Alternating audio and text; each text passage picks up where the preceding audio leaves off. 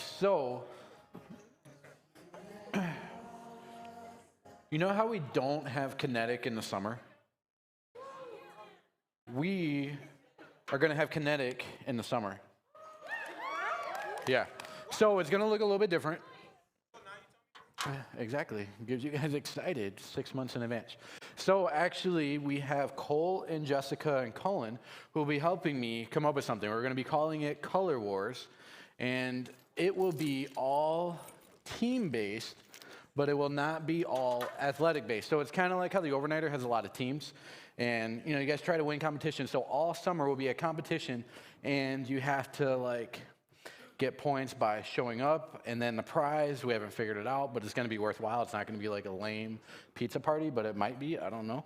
But it will be a lot of fun. So there won't be messages or anything like that, but we will have like a worship night randomly and a bonfire thing at the end of the summer.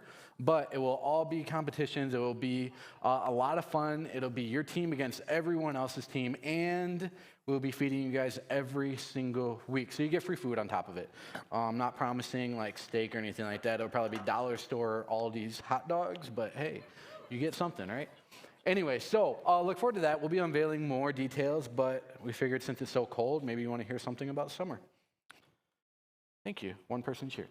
All right, so we are, that's all right. I don't need validation. Thanks, buddy. So tonight we are finishing our relationship series. Have you guys enjoyed our relationship series? All right, good. So I know that I get a lot of complaints, especially from my older kids, that this is like the same thing we do every single year, and you hear about it every single year, especially my seniors who have been with me. This is their 6th time they've heard a relationship series. But what I would say is that every year there always seems to be relationships that maybe don't work out.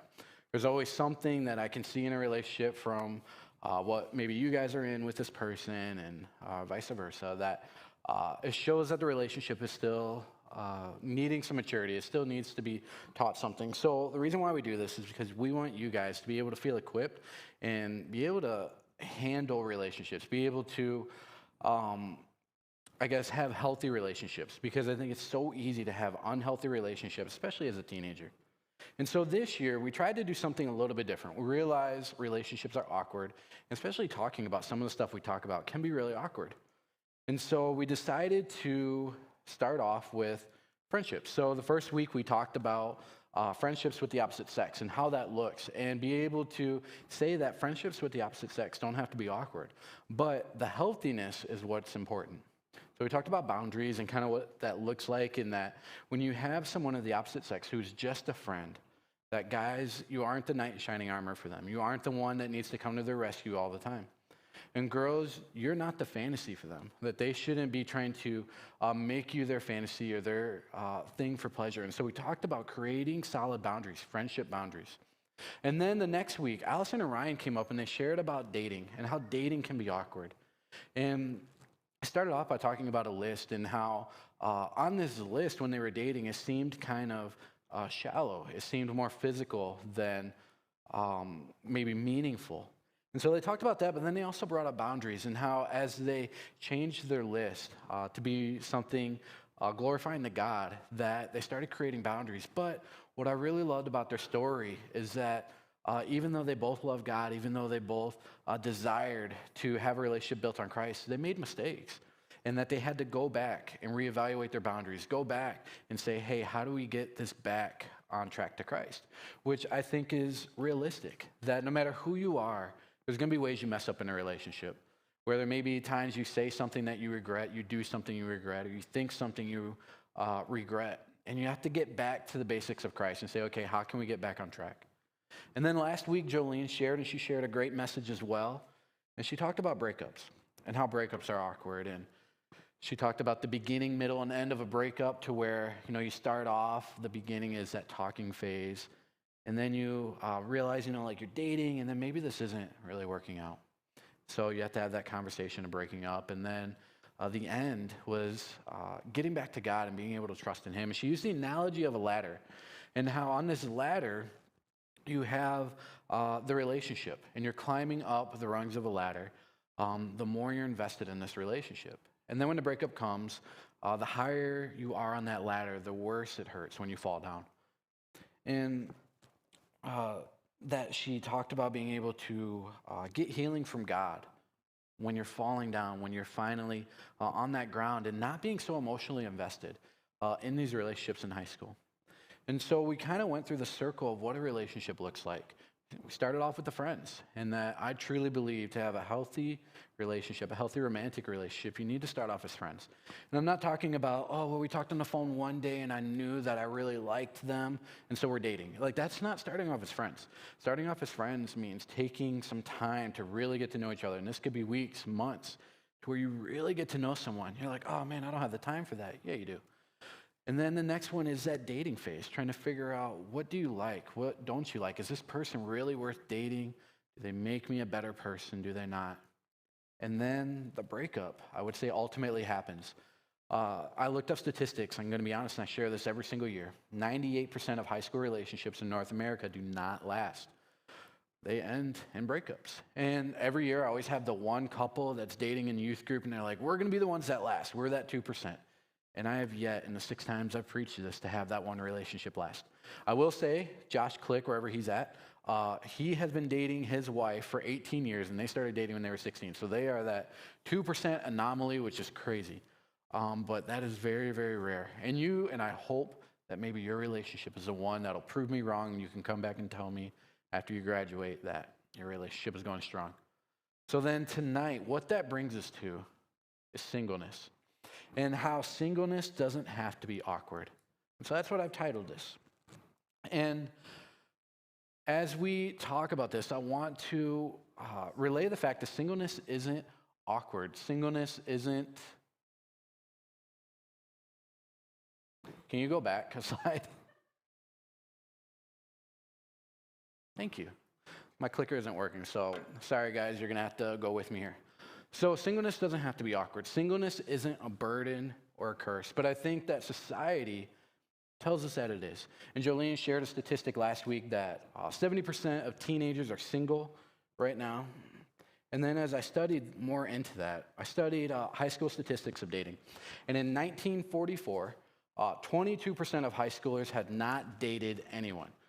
And so that would mean, what, 78% of high schoolers at that time had been in relationships.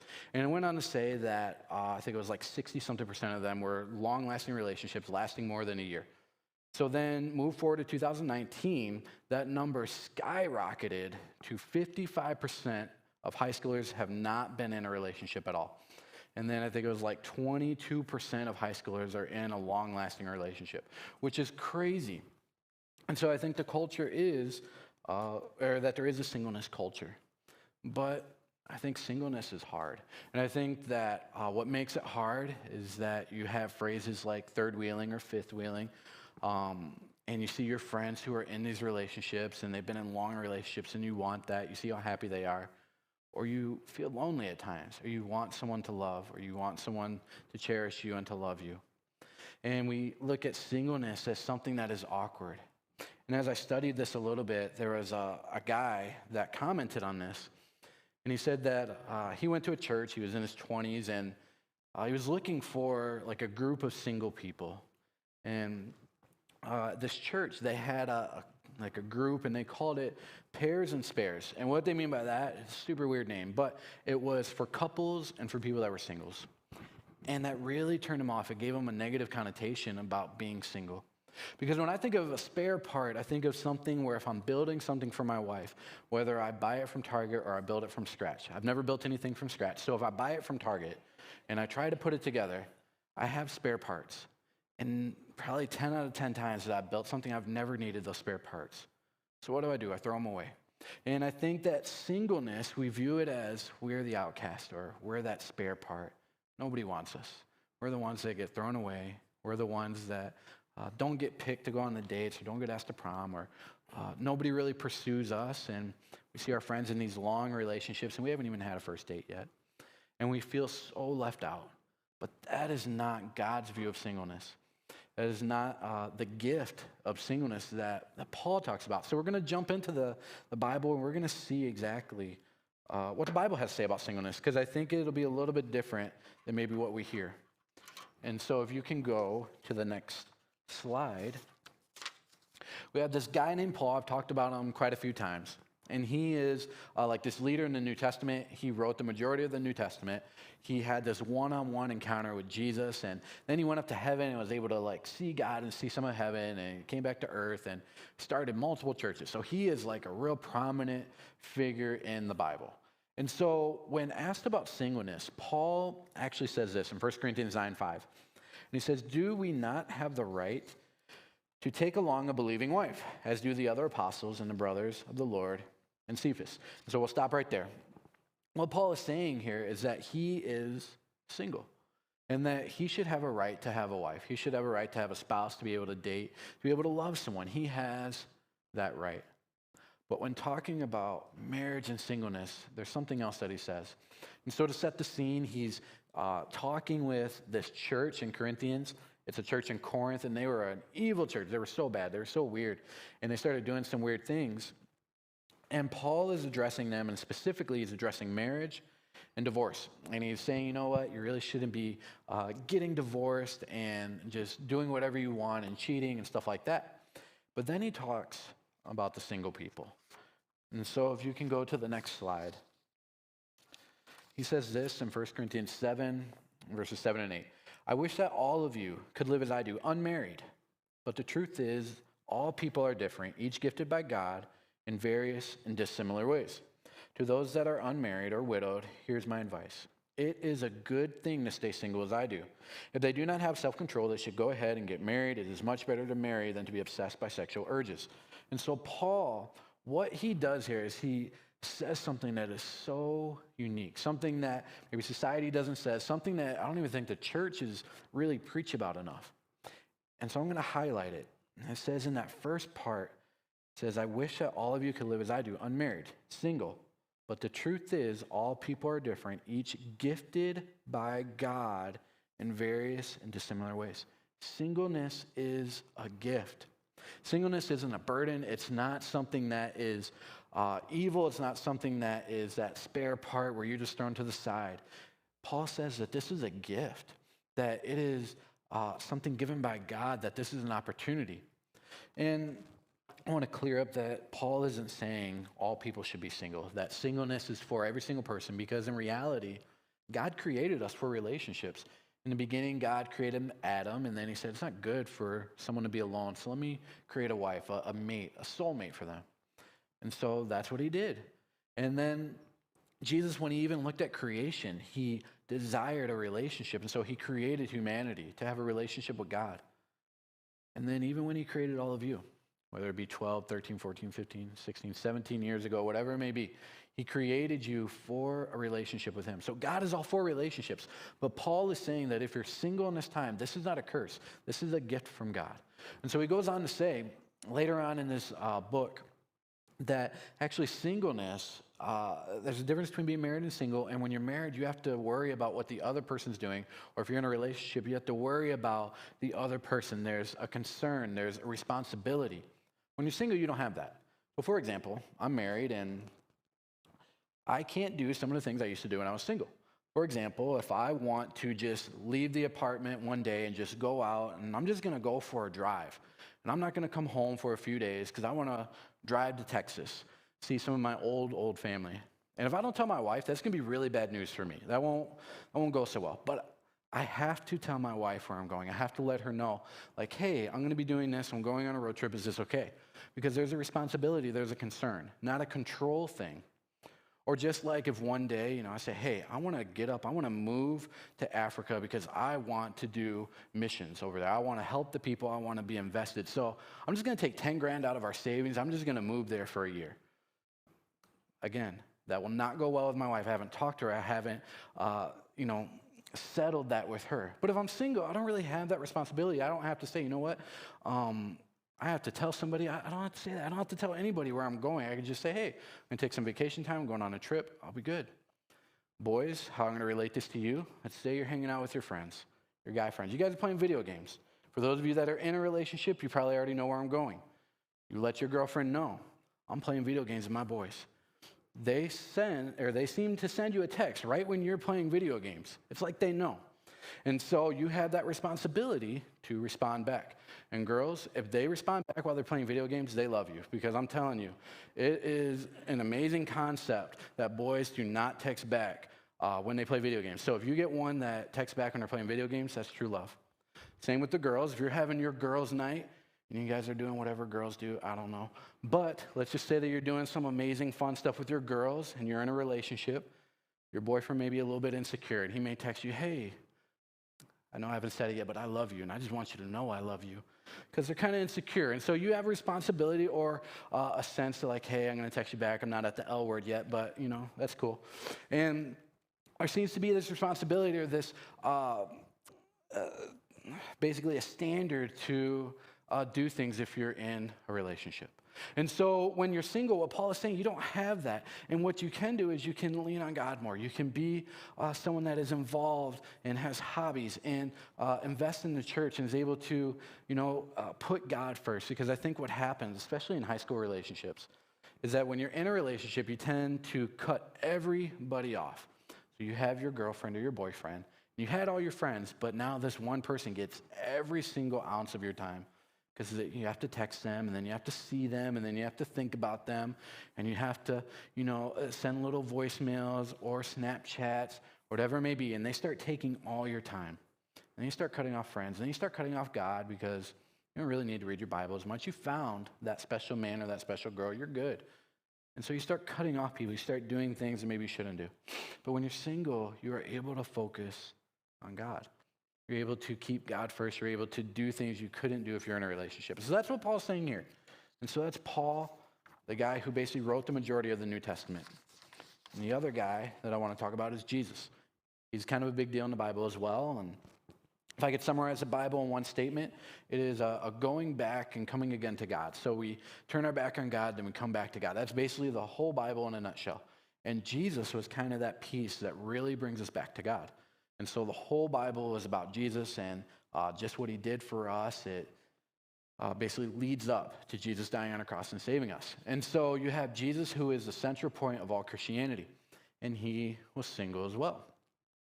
Now, there are some people that do not agree with that. So real quickly, I'm going to explain the Bible in 2 minutes, as best I can. So we have this Bible, which is 66 books inside this one book. Try to follow me along as I speed through this. The Old Testament, when Jesus was around, was a thing. They were able to read it. They were able to memorize it. They had to memorize it if they were men and they were teachers. And so you had 39 of these 66 books in that Old Testament. The New Testament was not a thing. So after Jesus died, people started thinking, well, do we need to add to the New Testament or add to the Bible? Do we need something new to put to the Bible? And so about 200 years after that, some men were coming together. They're trying to debate what needs to be a book of the Bible and what doesn't. They had these letters from the disciples of Jesus, people that walked around him. Then they had some other things from other people. And so what they did is they tried to figure out what matched up. Well, the Bible says this, but this one says something different. Or you know what? These 10 letters say one thing about Jesus, but this one doesn't. And so by the year around 326 AD, about 300 years after Jesus died, finally they agreed on what should be in the Bible, and that's what we have today, 66 complete books, and ever since then we've had it. Now, say all that to say there are some books that are not included in the Bible that people still hold as biblical in different religions. So you have Catholicism, who, if you look at their Bible in the Old Testament, they have different books than a Bible you would find at our church. And this is called the Apocrypha, and they have different things that they believe should be part of the Bible. You also have the Book of Mormons, or you have Mormons who have their own book given to them by Joseph Smith. They also have the Holy Bible as part of their teaching, but in order to really understand God, you have to read the book that their author wrote. And so you have people that have different views of the Bible and what is in it. And there is a gospel called the Gospel of Philip. It was written in around 125 AD to 140 AD, depending on who you ask. And in that, it says that Jesus was married. And he was actually married to Mary Magdalene. And if you remember, Mary Magdalene was a good friend of Jesus and goes back even to that culture that guys and girls can't be best friends because everyone thinks they're dating. So they thought Jesus was married to Mary Magdalene and wasn't just friends with her. But what I want to point to is that in our Bible and what we read and what God reveals to us is that he was single. And so if you can go to the next slide, here's what Jesus says about singleness. And so he's talking about divorce at this time to the Pharisees, because at that time, the Pharisees would divorce their wives, or men would divorce their wives for whatever they wanted. Let's say that she didn't cook very well. You know what? I don't want to be with her. She gets a divorce. Let's say that she didn't wear makeup a certain way. Well, she's not that pretty today. I want a divorce. Let's say she talked back. Well, she's not an obedient wife, so I'm going to divorce her. And so Jesus is kind of upset, and he's saying, you know what? You're divorcing for any reason, and that's not how marriage is. So the disciples are saying this. Well, if this is the situation between a husband and a wife where you should just stay together no matter what, maybe it's better to not marry. And Jesus replied, not everyone can accept this word, but only those to whom it has been given. And so Jesus here, he lives out singleness, but what he also says is that not everyone is called to singleness, but it's not a bad thing. Now, I want to encourage you guys that I talked about a gift of singleness and how, that is a gift. And some people are given that gift for the rest of their life. They are called to be single for Jesus, that they can do more for the kingdom. I have met one person in my 32 years of life that has been called to be single for Jesus. So I'm going to take a bet and say every single one of you is going to be married one day. Just taking a bet. Every single one of you is going to have a family one day, whether it's just you and your husband or wife and your fur babies, or you have actual babies. Every single one of you is going to be able to find or be with that one person that loves you and cherishes you. But in the meantime, enjoy your singleness. Enjoy what you have. Enjoy being a teenager. Don't be so focused on what that one person does or says, because I guarantee you'll look back and you'll regret focusing so much energy on one person that just ended up breaking your heart or ended up being a regret in your life. And singleness is hard. It's not easy to be single. It's not easy to stay awake at night and wonder if someone really likes you or if they love you. It's not easy to think about when is going to be your turn to get a boyfriend or girlfriend. When is your chance? You're a great guy. You're a great girl. Why can't people see that? That's hard. I get that. And maybe my middle schoolers don't understand that. Trust me, you'll go through that. And it sucks. And so my advice, I have 4 points. And the first one, if you can go to the next slide, is be the best you that you can be. And what do I mean by this? Be the best single version of you can be. Be the best boyfriend or girlfriend you can be as you're single. And so what does being the best girlfriend or boyfriend look like? Maybe there is some trauma in your life that you have. Maybe there's something that happened. Maybe someone really broke your heart. Maybe something in your family happened, and you have baggage that you're going to bring into that next relationship. Be the best person you can be. Seek some help. Get some help for yourself. Maybe being the best version of you is taking time out for God, saying, you know what? I want to invest my life in God. This youth pastor talked about being single and how I can do more things for God. I want my next relationship to be focused on God. You can't make that happen if you're not focused on God while you're single. It's not going to magically happen where you're going to meet this boy or girl and they're going to say, you know what? Let's just read our Bible together. Let's do Bible studies. Let's really love Jesus together. It doesn't happen. You have to do it for yourself before you get into a relationship. I'm just speaking from experience.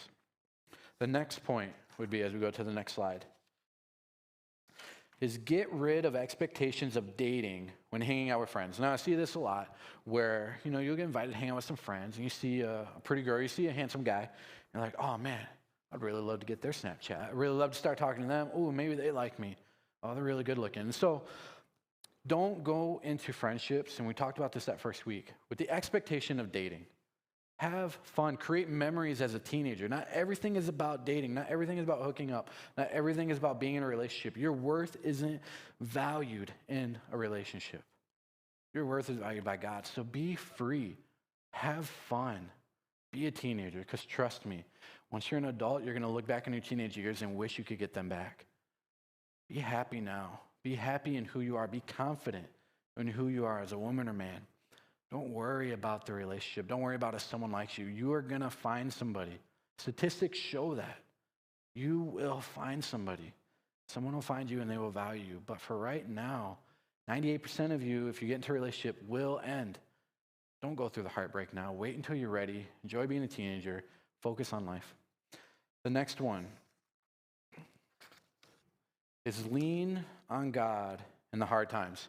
So Jolene talked about breakups last week and how if you're up on that ladder and you're investing more emotionally, that it hurts when you break up. And I think some of you maybe have gone through a breakup, and so you're learning how to be single all over again. What is it like to be single? What is it like to start over without someone in your life? Where you had that person where you could text them, where you could call them, they were your best friend, and now you have nothing. And you have to learn what it's like to be single all over again, to be independent all over again. Lean into God. And what I mean by that is sometimes leaning into God means opening up your Bible and trying to read it for the first time in months. Maybe leaning into God means praying that prayer when you're hurting, when you're learning how to be you all over again. Maybe leaning into God is finding friends that will be there for you, that will just hang out with you. And I'm telling you, those have been some of the most healing moments after a breakup. And learning to be single again is that when there's that separation from that one person you love, that friends come around you and they just love you for you. And I have been so blessed to have people that have been that way in my life, that have loved me for me, that have been there for me when I've gone through the breakups. And it is so healing because God sends the right people at the right time to just speak life into you. And sometimes leaning on God in the lonely times means talking to an adult. Means saying, you know what, I'm not okay. I'm really heartbroken and I have some weird thoughts about depression and anxiety and I just need some help. Can I talk to you about it? That is okay. To be able to talk out your feelings, talk out your sadness. Lean into God. And sometimes leaning into God means talking to Christian people that can give you good advice. And as I call the worship team up, we have one last point. And that is be okay with being single. Colin last week, as he closed us out in prayer, he said one thing that really stood out to me. As he's praying over us, he said, our value isn't in a person. And God, you've already given us that. Your value is not in someone else. Your worth isn't in someone else. Your ability to be loved isn't in someone else. You are so worthy of being loved. You are so worthy of being cherished. You're so worthy of feeling like you matter every single day. No one gives you that. And you feel like if you have to be in a relationship to get that, you're looking in all the wrong places. God gives you that. And you can say, well, John, that's easy for you to say you're married. John, that's easy for you to say, I want to feel loved. I want to feel held by someone. I want to be told I'm loved. I want those good morning texts and good night texts. I get that. I really do. I remember being there. But that will never fill that hole in your heart that you're yearning for. Only God can do that. And once you start leaning into God, once you start saying, God, I'm giving my heart. I'm confident in my singleness. I am confident that this is a gift and you are going to bring me someone. Then you can start really feeling God's love and understanding what it's like to be loved for who you are instead of what someone can bring to the table. And realize that you don't need to speak out how miserable you are. The enemy will use that. When you say, no one wants me, no one wants to be with me, I'm not worthy of love, you're speaking death over your life. Instead, say, God, I know you have someone for me. In the meantime, make me a better boyfriend. Make me a better girlfriend. Make me ready for that relationship. Teach me how to be a better boyfriend and girlfriend. Speak life over that. Be okay with your singleness. It's not a curse. It's a gift. Be able to do some amazing stuff for God and figure out what you want in a relationship. Figure out who you are as a person. So with that, we're going to go on to worship, and hopefully you guys can reflect on just what singleness means to all of you.